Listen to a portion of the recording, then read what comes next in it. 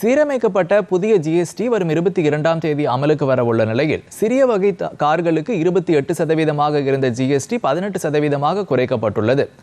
இது திருப்பத்தூரைச் சேர்ந்த நடுத்தர குடும்பங்களின் வரவேற்பை பெற்றுள்ளது.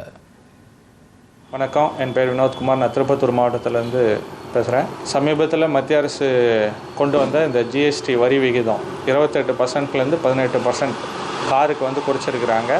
இது நம்மளை மாதிரி நடுத்தர குடும்பத்துக்கு உண்மையிலே ஒரு மகிழ்ச்சியான விஷயம். இந்த வரியை அவங்க அமல்படுத்துவதன் மூலயமா சுமார் 60,000லேருந்து 70,000 வரைக்கும் இந்த காரினுடைய விலை குறைய வாய்ப்புள்ளது.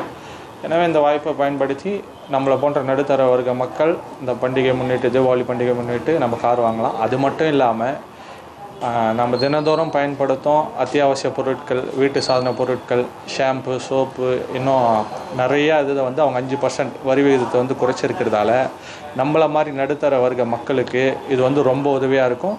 நம்மளுடைய சேமிப்பையும் இது அதிகப்படுத்தும். இந்த வரியை அமல்படுத்திய மத்திய அரசாங்கத்துக்கும் பாரத பிரதமர் அவர்களுக்கும் என் மனதார வணக்கத்தை தெரிவித்துக் கொள்கிறேன். நன்றி, வணக்கம்.